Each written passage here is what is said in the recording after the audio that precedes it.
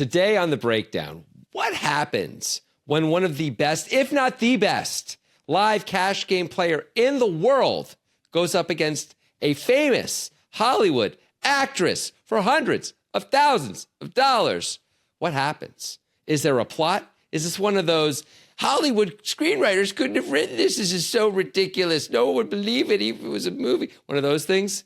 Maybe not. But Andrew Robl and Jennifer Tilly are going to match wits and mix chips with each other. Is that a thing people say?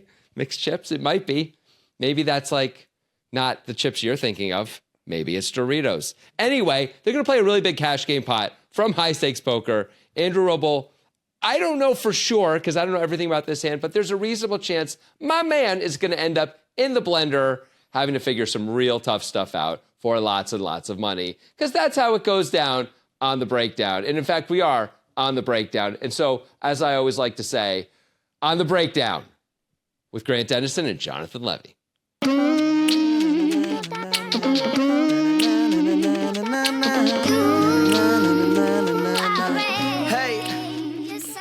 You mix the Doritos flavors, that is not what you want to do. You put what? You're putting Cooler Ranch and nacho cheese in the same bowl? Is that what you're telling me?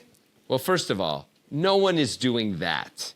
That's insane. Those are the two original flavors. Obviously, nacho cheese was the first, but those are you never mix. It's like having your mom and your dad, like, you have to watch them, get it on. You'd never do that. But you would watch your mom get it on with other people's dads. And no, you would not. Of course you would. And so, like, you get those taco flavored Doritos. No. New flavor. Doritos are extensively tested in the lab for optimum flavoring, not to be mixed with other flavors. You're disregarding years of work and scientific inquiry just because you want to be a little cute with your little party bowl with the different Doritos. Come on, give me a break.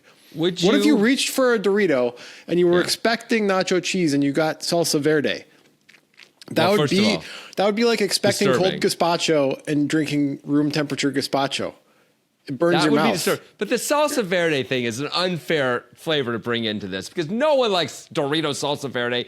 I can't believe it exists. I think you can't believe it exists either. But coming back to what I was saying, say a taco flavor Dorito, you can mix that with Cool Ranch, and you're just going to get a delightful, reminiscent of watching your father commingle with the other parents in the neighborhood, sexually. Why do you do this? Why do you do this? I'm trying to end the show, and children watch this show, sort of. Yeah, we had some.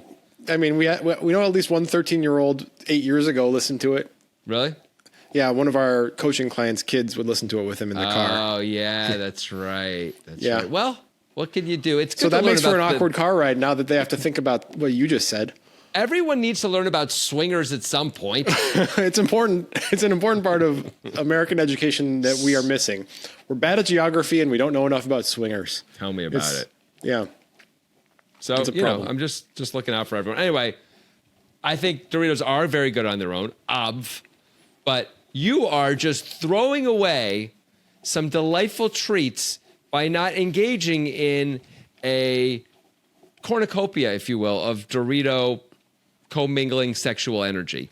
I think. Great. I'm going to leave it at that. That's a sentence that's never been said before in the history of the world. You're welcome, everybody. You can't guarantee that, but I'm going to leave it at that. Going to jump to another piece of your opening. I think you might have given a little more credit to each of these people.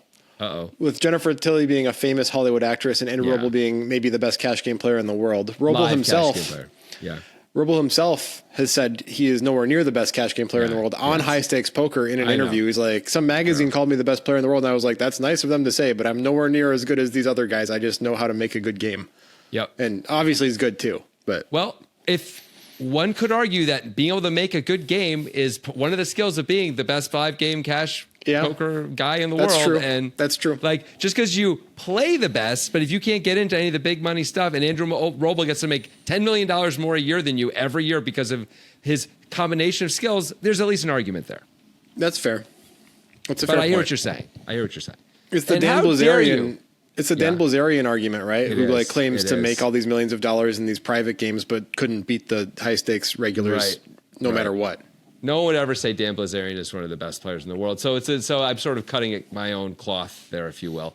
The thing that's more upsetting, obviously, is your just savage takedown of Jennifer Tilly. Just savage.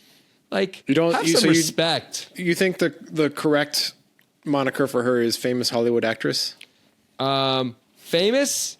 I guess she is. Hollywood? Sure. Actress? I mean, I guess you could debate it, but she's getting paid to pretend to be other people. She is all three of those things. That's fair. That's fair. Just when you say famous Hollywood actress, it kind of evokes a different level of fame. Yeah, I mean, I think at least Dakota Fanning level is what you'd be looking for. And minimum Dakota Fanning. And no offense to JT, but she ain't there, right? Jennifer Tilly's is her big thing these days, and it's been this way for a while. No offense to her, of course. Is she's like on the Chucky TV show. She's like one of the leads on the Chucky TV show. And, good for her. I would love to have that. And lots of people would love to have that. But it ain't, again, Dakota Fanning level or Elle Fanning level, even for that matter. The Fannings. Yeah, it's not a Fanning. It's not a Fanning. Right. Let's get to the hand, which was suggested on Discord by Just a Guy Getting By. You can suggest hands on Discord. I think you can suggest our hands on our website. I haven't looked at it for a little while.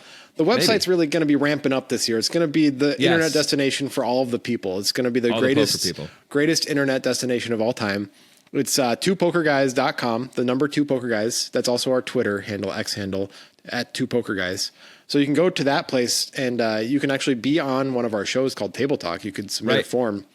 That's something we can talk about another time. But go to 2pokerguys.com to suggest on X, or most preferably suggest on Discord. It's the easiest way for us to find it. There's a Discord link in the show notes. What's so funny, Jonathan? I mean, you spent all this time hyping up the website as a place to suggest, but really what we want you to do is go somewhere else entirely. It was just funny. The website is a place you can do it if you don't want to download Discord. It's just a website. Either sell the website or don't. You're somewhere in the middle now. Like, you kind of want it. Actually, we don't want you there. I'm just saying, pick a lane. Pick a lane there, Smokey. Go to the website and hit refresh 5 times a day. That's your job. All right, so there you go. Sure. This game is out of the muck with the straddles. It's 200, 400, 800, 1600, 3200. Woo! Originally a 200, 400 game. Now the big original blind bet is 3200. So I don't know if this is on or it's just because Sameh Elamway is the 3200. Brandon Steven is the 1600. So who knows? I'm guessing it's because Sameh is just deciding to do this. I can't imagine Andrew Robl wants to play less than Andrew Robl has about 100 blinds at this level. I'm sure he'd rather play deeper against these guys if he could.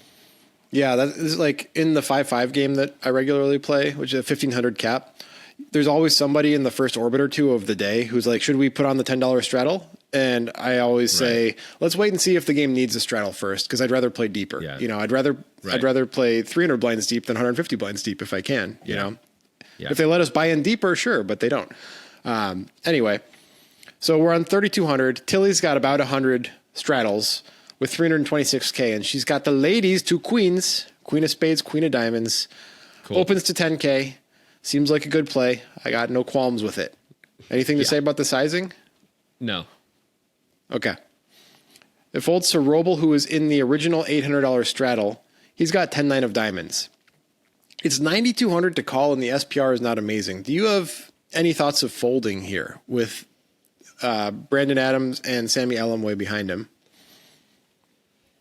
I think I do have thoughts of folding, actually, with the SPR being sort of in that weird, awkward in between where, like, if we flop top pair, it's too much. We're too deep. But we want to be a lot deeper to try and make the flushes and the straights and the 2 pairs and all that, where we can get really, really paid for that speculation. The fact that we've got 2 guys behind us who might be squeezy, especially Sameh, I think actually I'm kind of interested in folding this hand. I ain't Andrew Robl, though, and he's better than me in every which way, except, at writing books and stuff. And, probably being smart and probably, cooking and running and strength. But besides that, he's probably got me. All right, but he's a better poker player than me. So far be it for me, blah, blah, blah. But no, my inclination would probably be to fold based on where we are in this hand. I guess we could 3-bet sometimes, but Tilly, I imagine, is opening tighter than most players, knowing what I know about Tilly. Not that she isn't opening somewhat wide, but still, compared to Compared to, there's some players are much better targets for a 3-bet than Tilly, would be my guess. I agree with that. So I don't really want to 3-bet against Tilly. Right. Counterpoint to what you said, Sameh Alamoy, and I'm probably saying his last name wrong, so I'm just going to go with Sammy, and Brandon Steven are two guys that Robl wants to be in pots with. Tilly's a player that Robl wants to be in pots with. This is how Robl makes his money. Sometimes you lose 10K because Sammy squeezes, but Sammy is often, if entering the pot, calling anyway. He's not like super squeezy. He is aggressive sometimes, but he's not just a crazy squeezer all the time. Yeah. So this is an opportunity to put 10K in. Often there's going to be 40K in the pot with these two players behind him. And it's players that he's very comfortable playing against and is going to make better decisions then. That is the reason to call. And that's a better reason than anything I said about folding. We're trying to play pots with Sammy and Tilly to some degree, and maybe Brandon Steven to some degree too, but Sammy especially. We have a pretty good hand. Sammy's going to call a lot here, and he's going to make 100 big blind mistakes, more so than anyone else. Even if we're out of position to all these players, we should put the money in just for that reason. I'm totally convinced. Okay. He does. He calls. Yeah. Brandon Steven calls with Jack 3 of diamonds out of the 1600 straddle. We don't have to talk about why that's bad, but it's fine. He's trying to get in pots with Sammy? I got nothing. All right, continue. Jack 3 of diamonds is not a good hand. I do not. It's not a good hand. Right. Sammy is closing the action. It's got 3,200 in there with 7-4 of diamonds, and I think makes a totally reasonable call. Yep. So I think the only player who made an unreasonable preflop decision is Brandon Steven at this point. Come play with us on Clubs Poker. They have ring games, they have tournaments, and there's always a game going on, always. I have been dabbling on Clubs Poker for a little bit, and honestly, I'm pretty impressed. They have great software. I can play multiple tables on my iPad. They also have great desktop software, and there's no funny business. It's a US-based company. You don't have to deal with crypto or anything. All of the redemptions go straight to your bank account. Join using our affiliate link, and we'll see you at Clubs Poker. The pot is $41,000, which is crazy for a 200-400 game that just, because the straddle's on, now we have a 40K pot pre-flop without a 3-bet. The flop is a miracle for Andrew Robl. It is 10 of clubs, 10 of hearts, 6 of diamonds. This is kind of like, obviously it's a good situation for Robl, but it's also a flop that can freeze action a lot. Do you think you should consider leading being first to act? I do, unless we think Sammy is going to bet a lot here, because Jen is not going to bet this flop very often, I think, 4 ways. Right, especially with all these guys in there from the positions they're in. Sammy can always have trip 10s because he's calling so wide, probably. Yeah.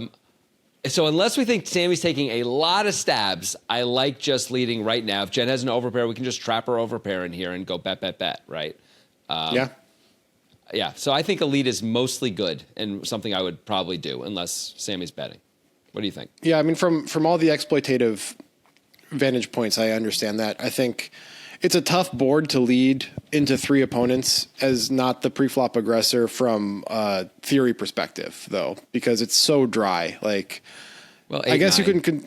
You can construct a range where you lead your gut shots with backdoors also, but do we really want to be in that with this SPR? Do we really want to be in that part of the range very often? I mean, it hurts.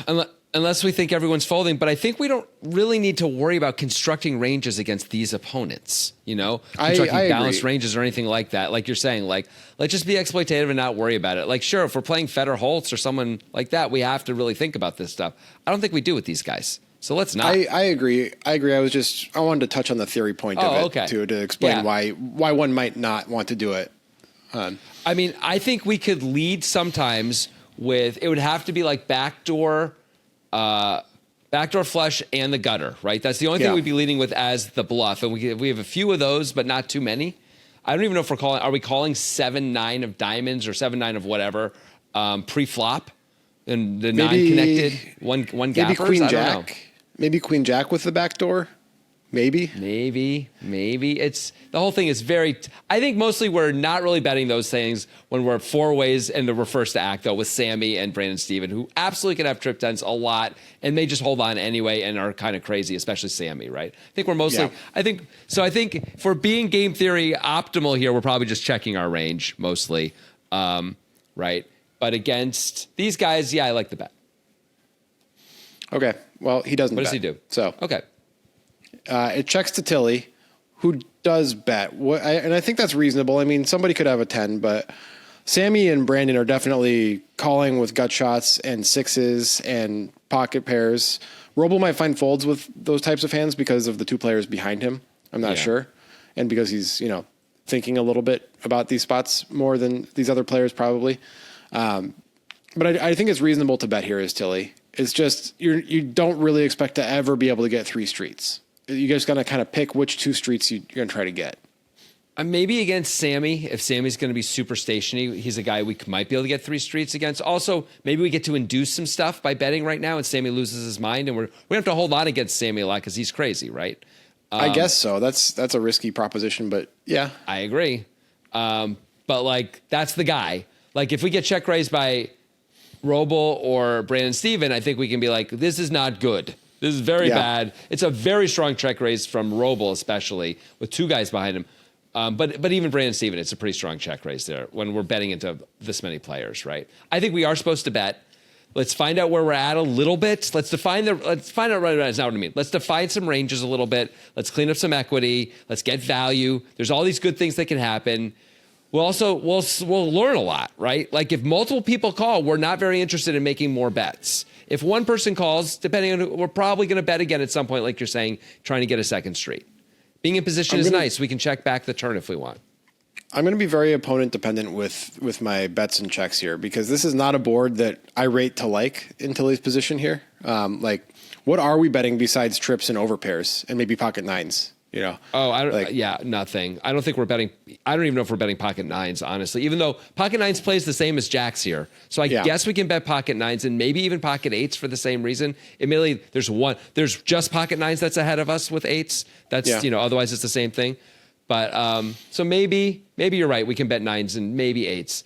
But I don't think we're betting anything else. I agree with you. It's mostly trip tens we're betting, and then the overpairs, and then things that play as overpairs, like nines and perhaps to go back to theory real quick, and I'm not saying this is necessarily what Tilly has to be doing, but if she's going to be betting overpairs, she has to find some 2 backdoor hands herself to bet as well, from a theory perspective. She can't only have value.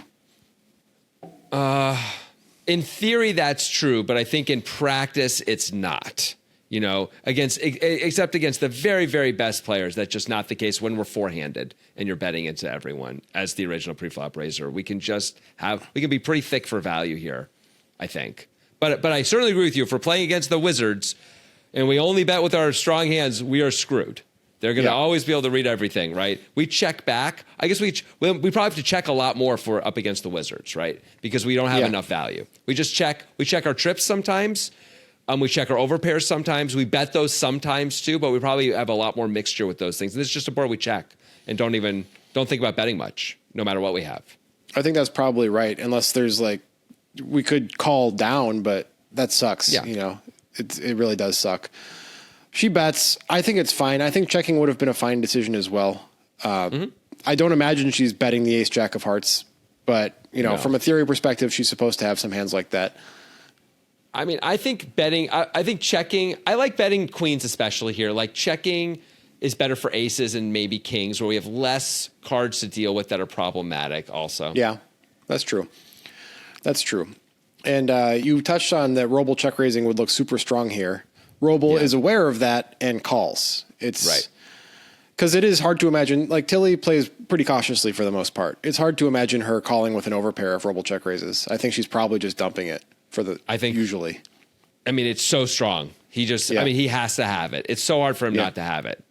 I mean, I guess he doesn't have to, but he has it way too much. Let me say that feels like an underbluff spot in this game. Yeah. With these guys, right? From Robl specifically. Yeah. I mean, Robl calling is also strong with 2 players behind him.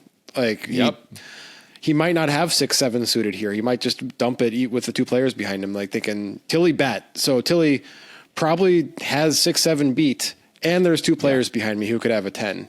So Robl kind of has a 10 or better all the time here. I think. I mean, is Robl calling with pocket nines once? He might call once. No, I don't think Robl is. I've seen him make a lot of decisions that are really exploitative. Yeah, and I think that this would be a spot to absolutely fold pocket nines happily. Yeah. With the 2 guys behind him, especially Tilly has to somehow not have it, and the 2 guys behind him also not have to not have it. That's asking so much. Yeah, you're probably right. Okay, so Tilly him calling always is just has it. Devastating. Tilly always has it. So think about this. So when Andrew Robl calls, Tilly's queens are essentially never good. Yeah. And Tilly should know that. Yeah. It's wild how this happens, but here we are. This is the way it is. Yeah, I mean, if the 3200 wasn't on and it had been 400 or 800 until he had opened to 2000, and all these players had called, Robl could have some gut shots and stuff here. He could have some more stuff with more wiggle room, but the SPR is so shallow that he's not gonna have those hands.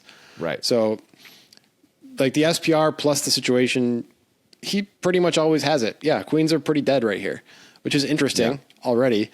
It is. The other players with their garbage fold, and we've got 81K in the pot. So massive pot already.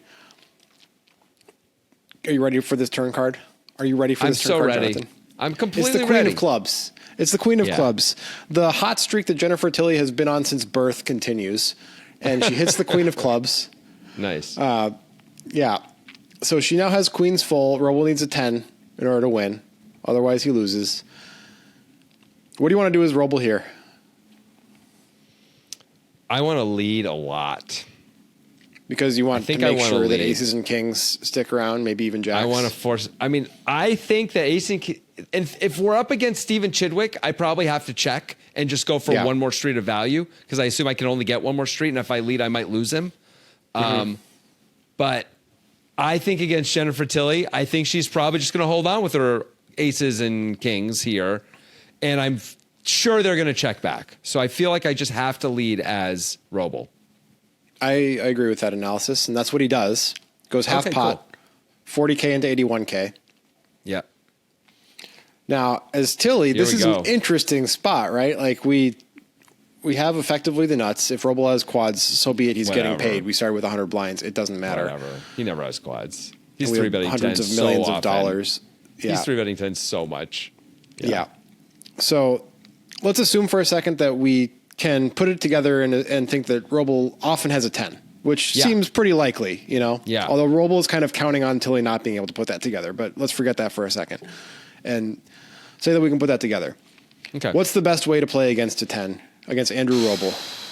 He bet 40, he's got 230 back. Oh, okay. So when we call this, there'll be about 160 in there. He'll have 230 back. Yeah. I think the best way to play is to call here, let him bomb the river, even though I understand, unless he goes all in himself, he might find a fold for just a little bit left. But I'm afraid if I raise right now, he's good enough to understand that we always have him beat. Unless he has ace 10. He's going to hold on with ace 10. But if he has like jack 10 suited, which is the kind of hand I'd be putting him on, he's going to be like, I don't beat anything that raises here. Like, she just never has a worse 10 and is raising me. It's so maybe 9-10 suited exactly. Would she even raise? I don't know. When I lead here. We could have the miracle. He could have queen 10, the miracle queen 10. But if he has the miracle queen 10, guess who's getting all the chips anyway? Us at the end of the hand. So if he's got ace 10, we're getting it all anyway, right? We're getting it all if he's got one of these monsters. Why would we ever scare him off when we're in position? We guarantee a bet's going to go in on the river. If he's somehow bluffing, which feels impossible, but if he's somehow bluffing, we give him more rope. I mean, everything about this to me screams call. I agree. I feel like we should play it as if we have aces or kings, which is what he's hoping for, which is what it feels like, Let's send the puff of smoke up in the air saying we've got aces. Yeah. That's a conclave reference, by the way. You're welcome.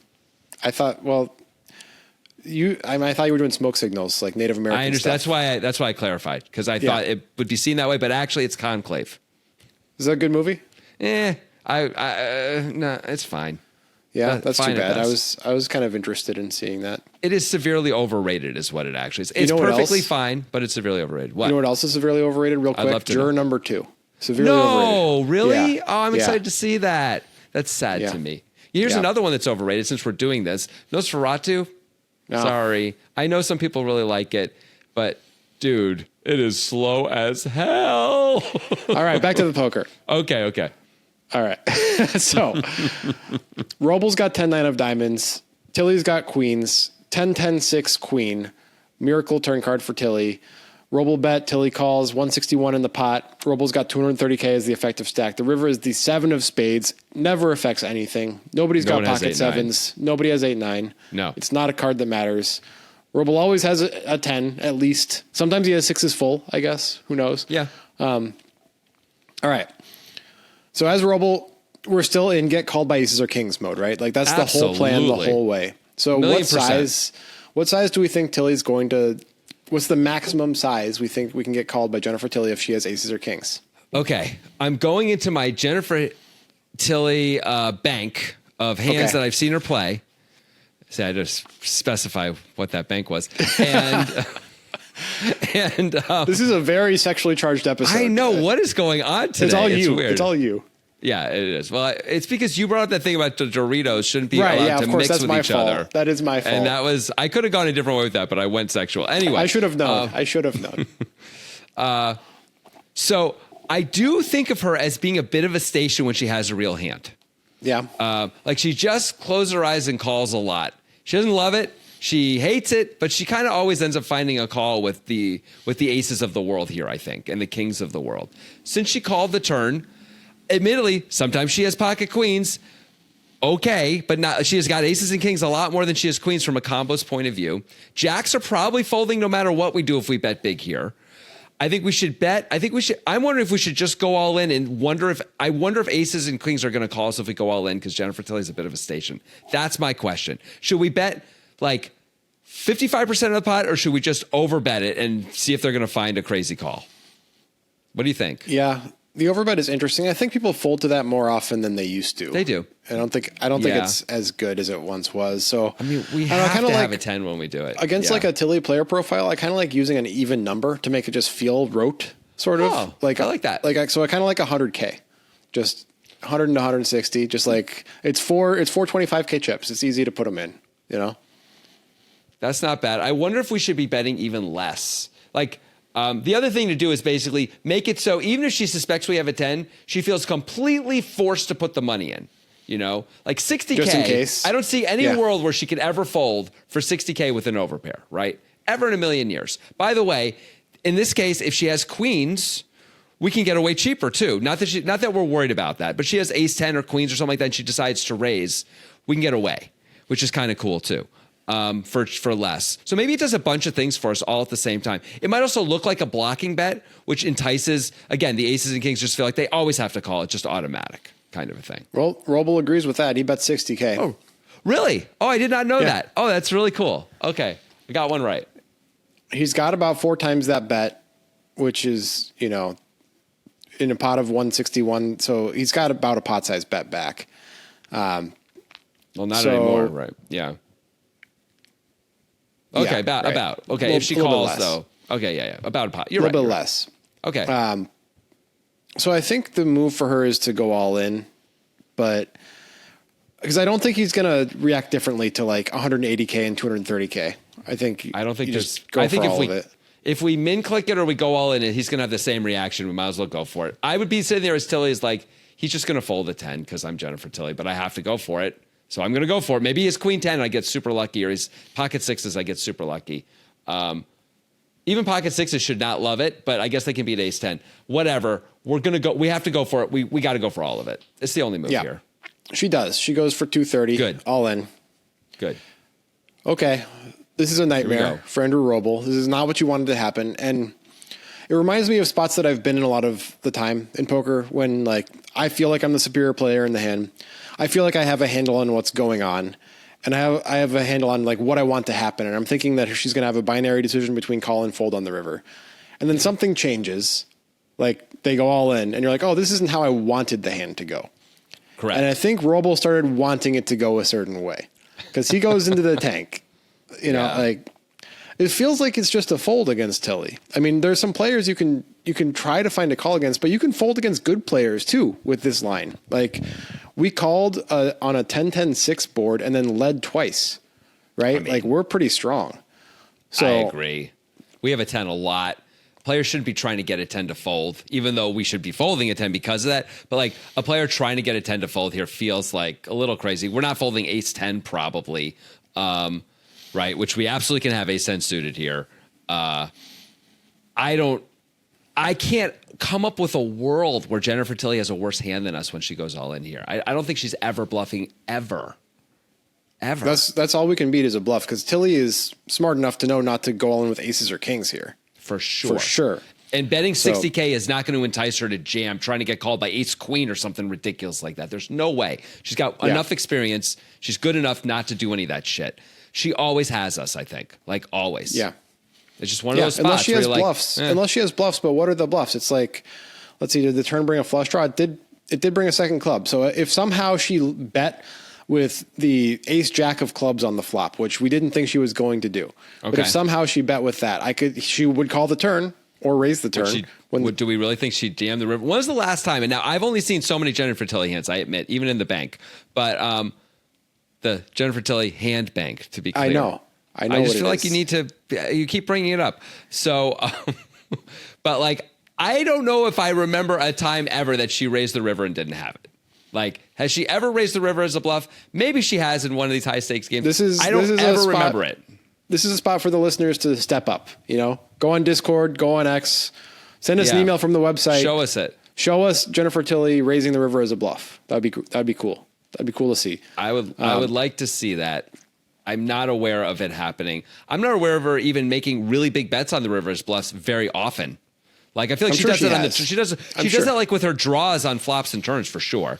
But on the river, I'm not saying she's never bluffed the river, but I'm saying, like, I don't even think that's very common, let alone raising the river after this kind of action where we always have a 10 at least. By the way, we absolutely can have pocket sixes here, 100%. Like, we can have queen 10 here for sure. Like, I can't imagine she's bluffing here ever. Yeah, this has to be a fold for Robl. Yeah, it does. It's a fold. But he calls. So why in the world does Andrew Robl call when we both think it's a kind of an obvious fold and he's Andrew Robl and we're not? Like, what's going on here? Can we figure this out?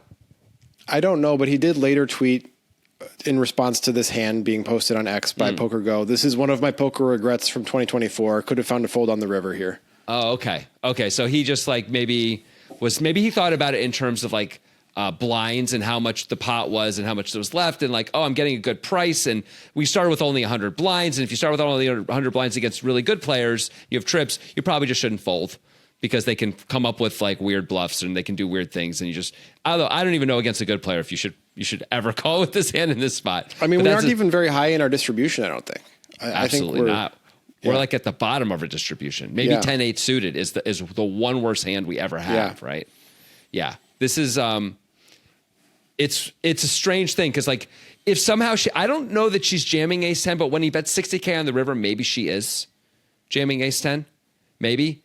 But that's not good either. That's a problem. She can have queen 10, she can have queen, she can probably have ace 10.